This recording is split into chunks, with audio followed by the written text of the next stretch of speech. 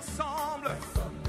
Il est le Dieu de gloire, élevé dans les cieux. Personne n'est comme lui. Personne n'est comme lui. Personne n'est comme lui. Personne n'est comme lui. Personne n'est comme lui. Personne n'est comme lui. Personne n'est comme lui. Voici, il vient. Au son de la trompette, chez vos chandeliers, brillant comme le soleil, élève la voix, comme c'est le jubilé. Radio Sion, dansez. Voici, il vient. À un personnage et dont les cordons n'ont pas été coupés et lavés. Et là, il s'agit d'un cordon, n'est-ce pas, représentatif qui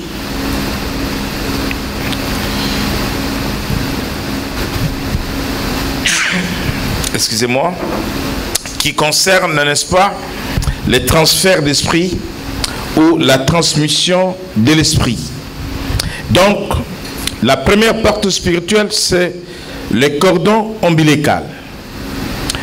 Et si l'enfant peut se nourrir de la nourriture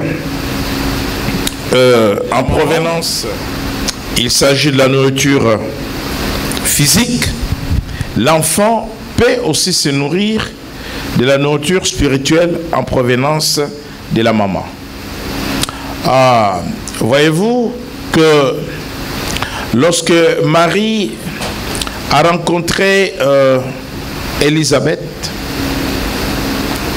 la mère de Jean-Baptiste, alors que Marie portait le Seigneur Jésus, et Jésus était déjà, lui, en tant que Dieu, dans la plénitude du Saint-Esprit, dans le ventre de sa mère.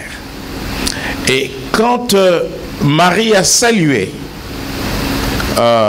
Élisabeth, nous parlerons de la main, parce que la main, c'est aussi une porte. Mais tout simplement, la Bible dit que lorsque Marie a salué, a touché la main d'Élisabeth, il y a eu un contact, quelque chose s'est passé dans le ventre d'Élisabeth. Et l'enfant Jean-Baptiste, qui était dans le sein de sa mère, n'est-ce pas, s'est mis en gestation. Donc là, il s'agissait d'une transmission spirituelle.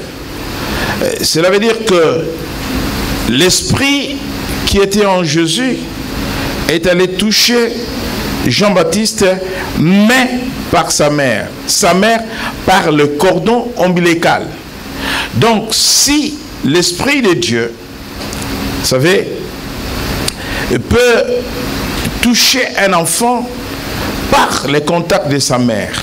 Or, ce qui lie l'enfant à la maman physiquement, c'est le cordon ombilical. Mais là, il s'agit de la puissance de Dieu qui était en Jésus, qui est allé toucher Jean-Baptiste, et l'enfant Jean-Baptiste, dans le ventre de sa mère, n'est-ce pas, s'est agité. Donc, de la même manière que le mauvais esprit qui est sur une maman ou sur un père, et je vous ai expliqué la fois dernière comment le père va transmettre un esprit bon ou mauvais par cette porte qui est le cordon ombilical. Quand le père va au contact de la mère, ils sont une seule chair, une seule personne, et par ces contacts, l'homme transmet ce qui est en lui sur le plan spirituel, bon ou mauvais à sa femme, et vice versa. Et parce que l'homme transmet à sa femme, et la femme va transmettre à l'enfant via le cordon ombilical. Voilà pourquoi il y a des enfants qui naissent sorciers. Tout simplement parce que l'enfant a été initié dans la sorcellerie par sa mère ou par le père via la maman. Et la sorcellerie par initiation est passée par le cordon ombilical. Donc, si la maman qui est sorcière se nourrit de la chair humaine, parce que les sorciers se nourrissent de la chair humaine, vous le savez, l'enfant qui est dans le ventre de sa mère prend aussi cette nourriture qui est la chair humaine. Or, la nourriture se nourrit de la chair humaine, c'est une pratique de la sorcellerie. Et si les parents ils font des incantations, ils sont dans l'occultisme, et donc ils peuvent transmettre certaines choses. C'est tout un héritage spirituel que l'enfant qui est dans le sein de la maman peut recevoir. Donc par les cordons ombilicaux, c'est une porte spirituelle. On peut recevoir un héritage spirituel qui soit bon, qui soit meilleur, tel que l'Esprit de Dieu, ou un don venant de parents, comme on peut transmettre de mauvaises choses telles que la sorcellerie, la malédiction et tant d'autres.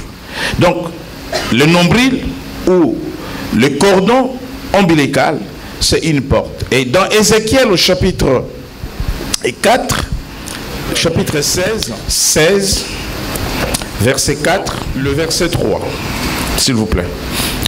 Ézéchiel chapitre 16, verset 3, tu diras, ainsi parle le Seigneur, l'Éternel à Jérusalem.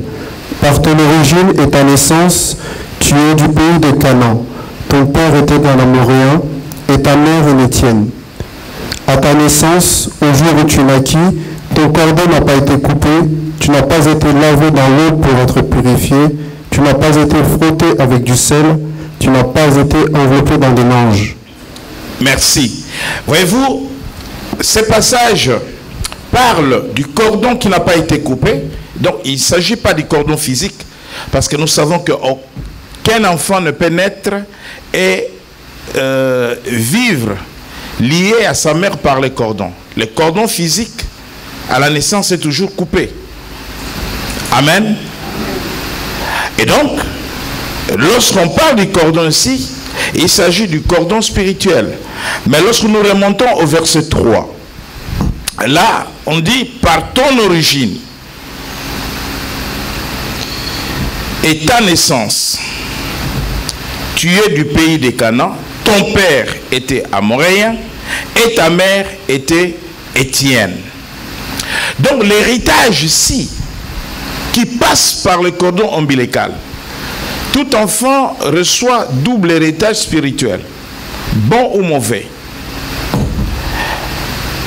L'héritage venant du père, d'une part, et l'héritage venant de la mère, d'autre part. Vous voyez qu'ici, le père et la mère ne sont pas de même origine. Je prends un exemple. Le père est albanais, la mère est polonaise. Si dans la famille du père albanais, n'est-ce pas, on a vénéré par exemple une divinité de la forêt. Donc, le père va transmettre via le cordon ombilical à l'enfant l'héritage spirituel qui vient de ses ascendants, qui vient de la famille du père. Et si de l'autre côté de la famille de la mère, par exemple, on a pratiqué l'idolâtrie en allant vénérer, par exemple, une divinité des eaux, et donc la mère va amener elle aussi son héritage spirituel via le cordon ombilical à l'enfant. Donc vous allez voir que si les deux parents ne sont pas dans le Seigneur, ne transmettent pas l'esprit de Dieu à l'enfant ou le don de Dieu à l'enfant, donc le mal qu'ils vont transmettre à l'enfant viendrait de part et d'autre de deux familles. Et lorsque la Bible dit à ta naissance, au jour où tu naquis, ton nombril n'a pas été coupé. Il ne s'agit pas de la naissance physique, mais il s'agit de la naissance spirituelle. La Bible dit dans l'évangile de Jean, que lorsque nous acceptons Jésus-Christ comme Seigneur et Sauveur, Jean chapitre 1er, Jean chapitre 1er,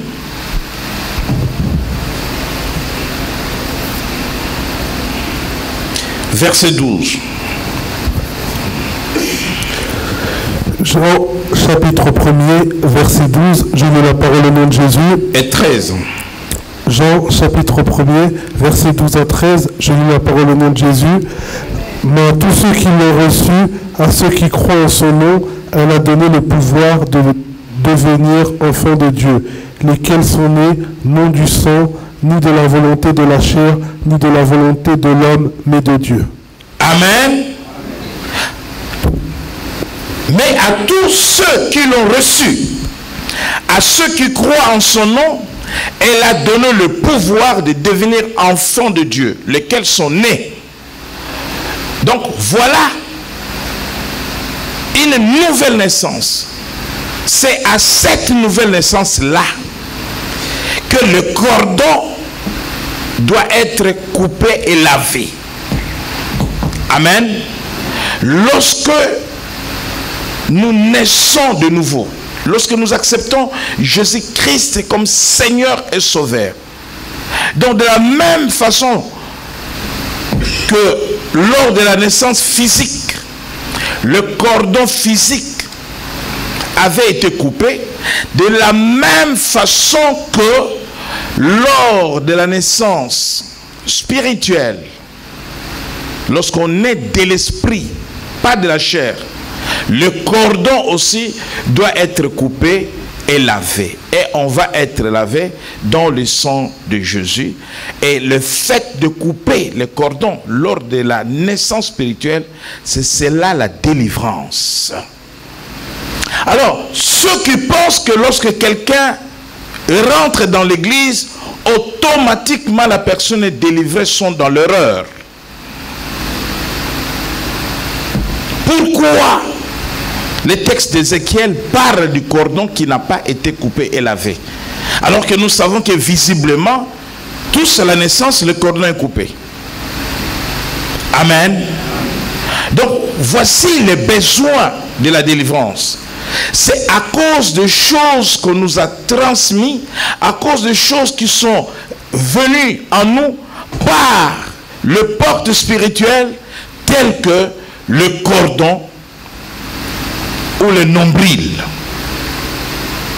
Bien-aimés dans le Seigneur, la deuxième porte dans l'homme, nous étudierons environ une douzaine de portes, c'est les yeux. Ton œil est une porte dans ton corps. Amen. Tes yeux peuvent amener beaucoup de choses dans ta vie. De bonnes comme de mauvaises choses. Lorsque nous lisons dans Genèse, au chapitre 3, verset 5, nous allons voir la porte de l'œil, ce qu'elle a amené dans l'homme. Genèse, chapitre 3, verset 5. Genèse chapitre 3 verset 5, j'ai la parole en nom de Jésus-Christ. Mais Dieu sait que le jour où vous en mangerez, vos yeux s'ouvriront et que vous serez comme Dieu, connaissant le bien et le mal. Amen. Lorsque Adam et Ève ont commis le péché, ont été séduits par le serpent, par Satan. Dieu avait dit à Adam, lorsque nous remontons, de ne jamais toucher aux fruits interdits. Dieu lui avait dit que Le jour où tu toucheras ce fruit interdit, tu mourras. Amen. Amen. Est-ce que Dieu avait dit à l'homme que tes yeux s'ouvriront? Il lui avait dit que tu mourras. Il ne lui a pas parlé des yeux. Amen. Ce qui a amené l'homme à céder à la tentation, ce qui a amené Adam et Ève à céder à la tentation du serpent, c'est parce que le serpent lui a révélé une porte spirituelle qui était en elle. Et la porte que le serpent a révélée à Ève, c'était les yeux.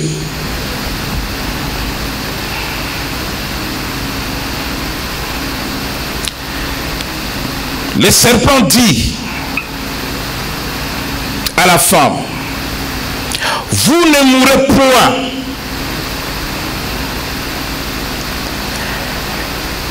Dieu a parlé de la mort physique et aussi de la mort spirituelle. Mais le serpent ici, lorsqu'il dit à la femme, vous ne mourrez point, le serpent parle de la mort physique. Il exclut la mort spirituelle. Parce que le jour où ils ont péché, ils ne sont pas morts physiquement ce jour-là, mais ils sont morts spirituellement. Et Ève et Adam, ils vont croire au serpent parce qu'ils ne sont pas morts physiquement. Alors que Dieu leur avait parlé de la mort physique et la mort spirituelle. Et maintenant,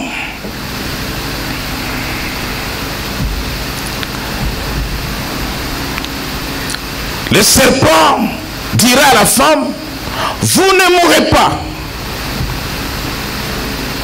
mais vos yeux s'ouvriront et que vous serez comme des dieux connaissant le bien et le mal.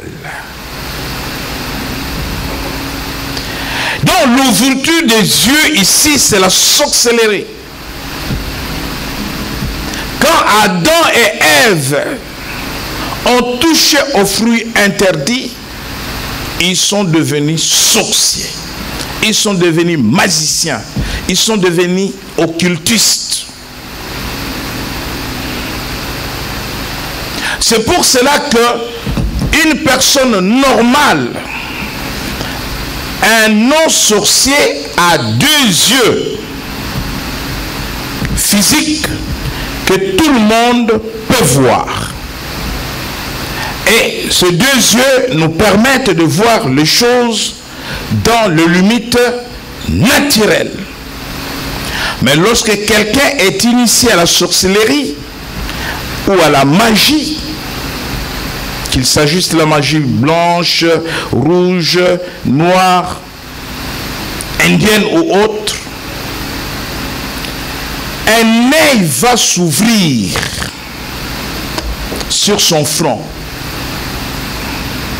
Cet œil-là va lui permettre de voir au-delà du naturel, de rentrer dans le surnaturel. Amen. Donc les yeux sont des portes spirituelles. Parce qu'avec les yeux, on peut amener la vie. Avec les yeux, on peut amener la guérison. Avec les yeux, on peut amener la mort. Avec les yeux, on peut amener la maladie. Avec les yeux, on peut amener la peur. Lorsque nous lisons la parole de Dieu, nous allons comprendre que la perception des choses ou la vision des choses produit des effets sur la foi de quelqu'un. Quand tu vois, tu peux croire. Quand tu vois, tu peux avoir peur. Quand tu vois, tu peux douter. Et c'est pour cela que lorsque nous regardons par exemple dans le livre de Matthieu au chapitre 6, à partir du verset 22, parlant de yeux, là la Bible parle de l'œil comme une lampe dans le corps. Les yeux sont des portes. Lisons Matthieu chapitre 22. Matthieu chapitre 6 verset 22. L'œil est la lampe du corps. Si ton œil est en bon état, tout ton corps sera éclairé. Mais si ton œil est en mauvais état, tout ton corps sera dans les ténèbres. Si donc la lumière qui est en toi est ténèbres, combien seront grandes ces ténèbres? Amen. Quand Pierre a vu Jésus marcher sur les eaux, il dit, je vois, c'est Rabbi, c'est le maître. Mais est-ce que ce n'est pas un fantôme? Est-ce que c'est lui? Mais les yeux ont vu. Dans un premier temps, quand les yeux ont vu, ils ont cru que c'était un fantôme, ils ont eu peur. Les yeux peuvent amener la peur. Ce sont des portes. Et maintenant, quand Jésus lui rassure, viens, c'est moi, les yeux ont vu. Les yeux de Pierre ont vu Jésus. Et quand Jésus lui dit, viens, les yeux ont ramené la foi chez Pierre. Et Pierre s'est mis à marcher sur les eaux. Mais quand les yeux de Pierre ont vu le vague, il eut peur et il a commencé maintenant à descendre dans l'eau. Amen. Les yeux, ce sont des portes. Les yeux peuvent amener de bonnes choses, comme les yeux peuvent amener de mauvaises choses. Dans le livre de Genèse au chapitre 13, au moment où Abraham décide de se séparer de son neveu Lot,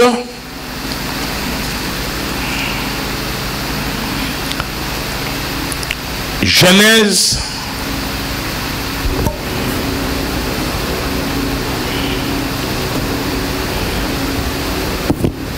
chapitre 13 verset 10 à partir du verset 9. Genèse chapitre 13 verset 9 et 10, je la parle au nom de Jésus-Christ. Tout le pays n'est-il pas devant toi? Sépare-toi donc de moi. Si tu vas à gauche, j'irai à droite. Si tu vas à droite, j'irai à gauche. Lot leva les yeux et vit toute la plaine du Jourdain qui était entièrement arrosée. Avant que l'Éternel ait détruit Sodome et Gomorrhe, c'était jusqu'à Tsoar comme un jardin de l'Éternel, comme le pays d'Égypte. Lot choisit pour lui toute la plaine du Jourdain et il s'avança vers l'Orient. C'est ainsi qu'ils se séparèrent l'un de l'autre. Abraham habita dans le pays de Canaan et Lot habita dans les villes de la plaine et dressa ses tentes jusqu'à Sodome. Les gens de Sodome étaient méchants et de grands pécheurs contre l'Éternel. Amen. Bien. Lot leva les yeux et vit toute la plaine du Jourdain, une belle plaine, une plaine arrosée.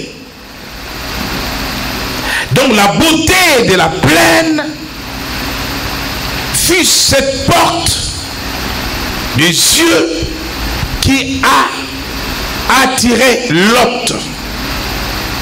Lot a regardé les choses physiques. Mais Lot n'est pas allé au-delà du physique. Voilà pourquoi avec les yeux, nous pouvons voir dans les limites du naturel. Mais avec le même yeux, parce qu'avec les yeux, on voit le naturel, avec les yeux, on voit aussi le spirituel. Tout enfant de Dieu qui fait confiance à Dieu, qui fait confiance au Saint-Esprit, avec ses yeux, il verra le naturel, mais avec ses yeux, il verra aussi le spirituel. Lot, avec ses yeux, il a vu le naturel, mais il n'a pas vu le spirituel. Le spirituel, c'était quoi? La méchanceté, les péchés des gens de Sodome et Gomorrhe.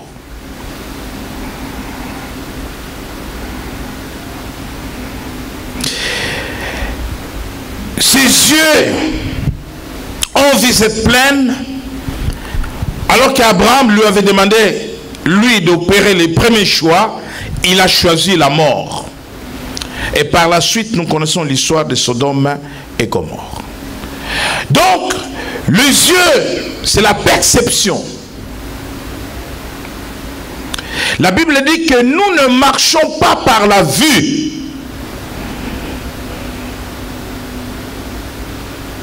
Amen.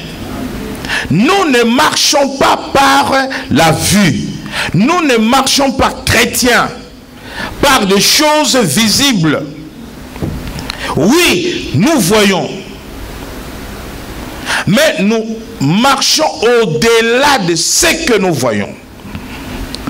Parce que toute apparence peut être trompeuse. Ce que je vois n'est pas réellement. Ce que je vois sur le plan naturel ou le plan physique n'est pas réellement ce que je devrais voir sur le plan spirituel. Je vois la beauté. Je vois une belle fille. Sur le plan naturel, elle est belle. Mais est-ce que sur le plan spirituel, je vois son cœur? Les yeux, porte spirituelle. Beaucoup de hommes ont épousé des sirènes à cause des yeux, porte spirituelle. Beaucoup de femmes ont épousé des magiciens, des rosicruciens, des francs-maçons sans le savoir. Beaucoup de femmes ont épousé des sorciers sans le savoir. Une femme va épouser un homme qui est possédé par un esprit de femme de nuit sans le savoir, parce que je vis un bel homme, il a un bon travail, il est beau, il présente bien, il parle bien.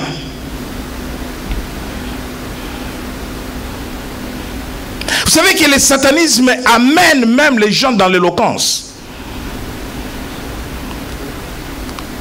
Il y a des gens qui deviennent éloquents par la magie.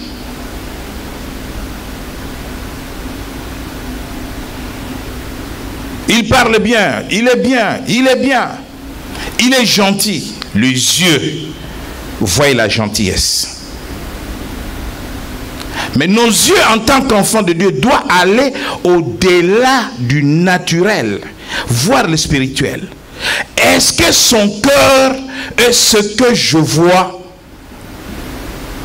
au travers de son visage? Quelqu'un peut paraître gentil, courtois, Alors qu'en réalité, cette personne a un très mauvais cœur. Un méchant que tu n'as jamais imaginé. Les yeux. Où les yeux peuvent t'amener? Les yeux peuvent t'amener à la mort. Satan, lorsque nous lisons dans Ésaïe et dans Ézéchiel, Dieu a créé Satan merveilleusement. Amen. Dieu a créé Satan merveilleusement. Une créature excellente. Vous savez, quand on parle de Satan, on s'y réfère à la beauté. Mais quand on parle de Jésus, on ne s'y réfère pas à la beauté. La Bible dit que Jésus n'était pas beau. Vous le savez? La Bible dit qu'il n'avait ni beauté. Quand on dit il n'avait ni beauté, c'est Jésus. Personne ne peut nous présenter vraiment la face de Jésus. Les cartes que vous voyez là, ce n'est pas Jésus.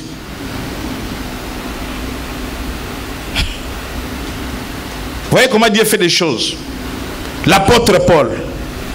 Qui a la photo de l'apôtre Paul? L'homme qui ressuscitait les morts. L'homme qui nous a donné la révélation de la parole de Dieu, le temps de la fin. Mais avec un corps. Quand il commençait à se présenter devant le public, devant les gens, bossu, écharpe, il a commencé lui-même à se gêner. Parce que quand on se présente devant les gens physiquement, il faut qu'on soit. Et il prie, il demande à Dieu à ce qu'il lui enlève ça. Lui, il ressuscite le mort. Il guérit les malades. Mais il dit à Dieu, enlève-moi ça. Dieu dit, ma grâce te suffit. Quelle réponse? Quelle réponse?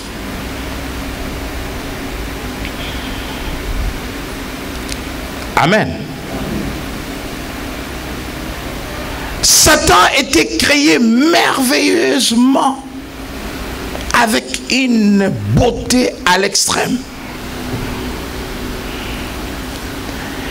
Et lorsque vous lisez les livres d'Apocalypse, on nous présente la structure de la nouvelle Jérusalem. Lorsque Dieu a présenté le tabernacle, le temple de Dieu à Moïse, la beauté de ce temple, Moïse devait construire le tabernacle tel qu'il était au ciel. Et c'est pour ça que Dieu lui montre dans la vision. Donc vous allez comprendre que dans la philosophie de Satan, Satan n'a jamais été intéressé par quelque chose qui n'est pas belle. Satan, jusqu'à aujourd'hui, aime ce qui est beau. Satan aime l'excellence. Je ne dis pas que si nous sommes beaux, si nous sommes belles, si nous sommes dans l'excellence, que nous sommes dans le camp de Satan. Non. L'excellence appartient à Dieu, parce que quand vous regardez, c'est Dieu qui a créé Satan. C'est Dieu qui lui avait donné cette beauté. Et Satan a compris que la beauté attire. Pourquoi une prostituée va mettre beaucoup d'argent pour se maquiller? Parce que la beauté va séduire. Amen.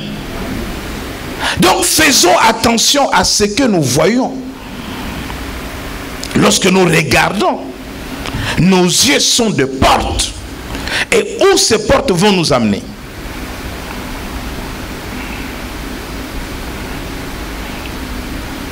Où les portes vont nous amener? Un homme est venu avec une femme il y a quelques années.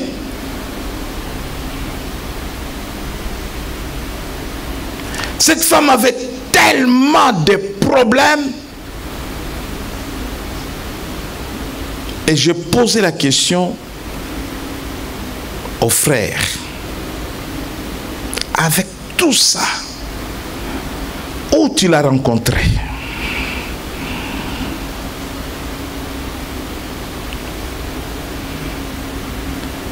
Il dit, pasteur, dans les trains.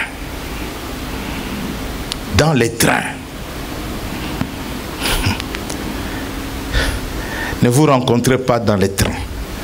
Parce que dans les trains, c'est les yeux qui vont voir. Amen. Il peut y avoir de bonnes rencontres dans les trains. Mais à une condition que vos yeux soient capables d'aller au-delà du naturel. Vous allez commencer à prier pour que vous soyez capable de voir au-delà du naturel. Tous ceux qui sont souriants ne sont pas aussi bons tels que vous le croyez. Qui vous a dit qu'un sorcier ne sourit pas? Un criminel ne sourit pas. Qui vous a dit qu'un sorcier n'est pas gentil? Sourire, gentillesse, courtoisie, de bonnes manières, ce sont des apparences. Et ça relève du naturel. Mais avec les yeux, porte spirituelle, je peux aller au-delà. Amen. Amen. Amen. Troisième porte. Je ne vais pas développer les troisième portes aujourd'hui. Les nez. Les nez. C'est une porte spirituelle. Ton nez, c'est une porte spirituelle. Il y a des démons qui passent par les nez. Amen. Si tu viens à une séance de délivrance, quand je chasse le démon, la personne qui est délivrée soupire.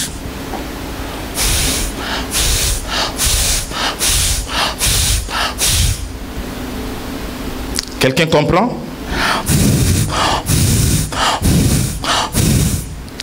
C'est les démons sortent par le nez.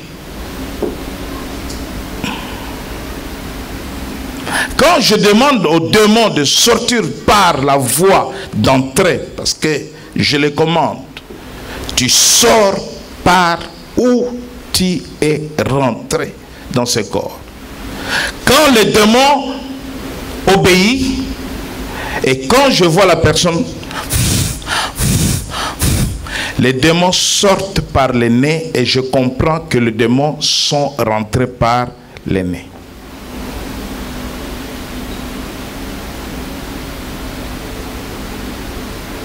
Quelqu'un dira, je me sens mauvais. Je dégage une mauvaise odeur. Ça arrive. Dans la situation des esprits des maris de nuit et des femmes de nuit.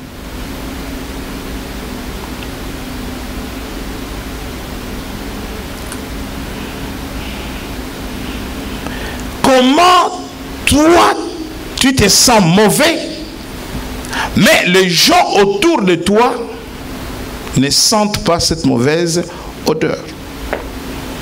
J'ai reçu des gens, des hommes comme des femmes.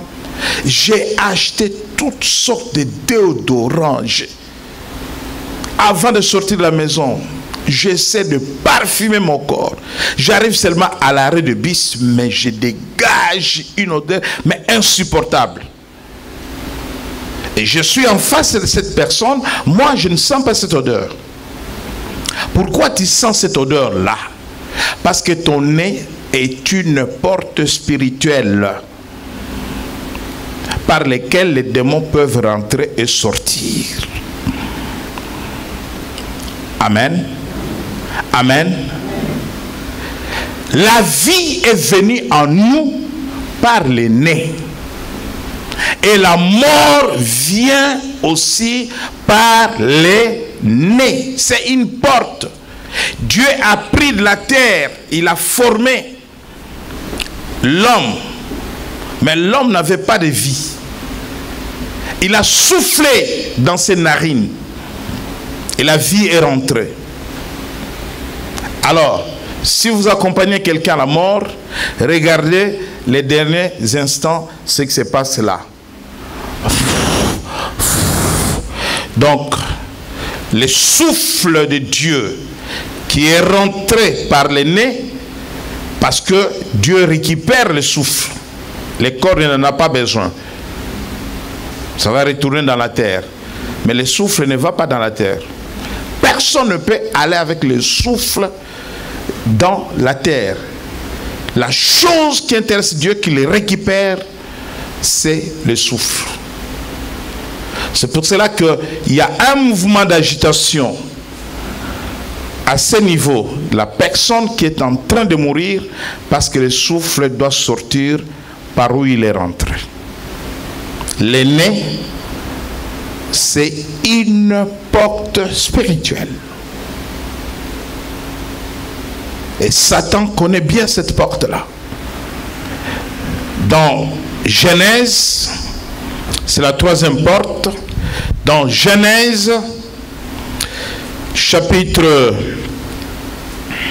2,